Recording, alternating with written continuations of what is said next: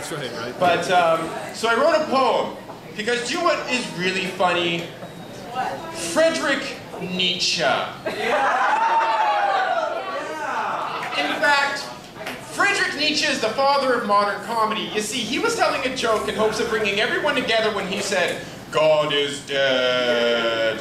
Because when you think about it, if a dog is man's best friend, then God must be man's best imaginary friend. And if time dictates that one gets killed off with old yeller compassion, then I'm pretty sure the only way to dethrone such a vengeful idea sitting on top of a cloud is by pointing at and laughing. But no one got the joke, so no one laughed.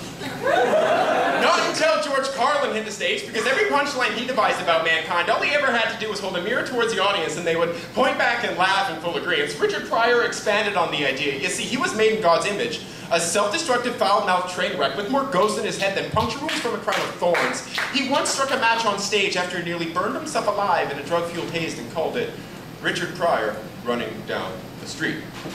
Gilda Radner was a wonderful woman, but the spotlight was a bear trap and she was starving. Placed on dextrin diet pills at the age of 10, she embodied a lifelong identity crisis, once telling a reporter she had thrown up in every toilet in the Rockefeller Center, but famously laughed it off as she was diagnosed with ovarian cancer and said, "If it isn't one thing, it's another."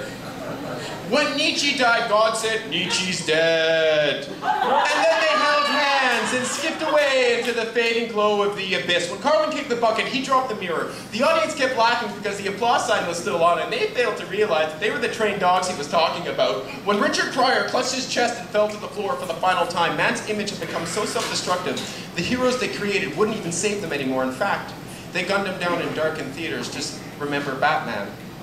And you can smell the gunpowder like sulfur from a match. When Radner's cancer came out of remission, she didn't even have time to say a prayer. She was afraid of falling asleep, so the doctor sedated her, and like a princess in a dress, she slipped into a coma. Gene Wilder was by her side. The love of his life died, and his recent movies were a failure. If it isn't one thing, it's another. Nietzsche theorized that the world is an object in which you can either laugh or cry at. Comedians tell the same jokes, but they have no tears left. As individuals, they're insufferable, addicted, and so afraid of their own existence. Blistered burn victims, calloused turtle shells, all in one. But as soon as they hit the stage, they can inspire hope in such a twisted way because they can make us laugh at the strangest and sadistic parts of our existence. And isn't that the greatest gag of them all? Knowing that life's a joke, and death is the punchline, and we have to laugh. Because it's one thing we all have in common.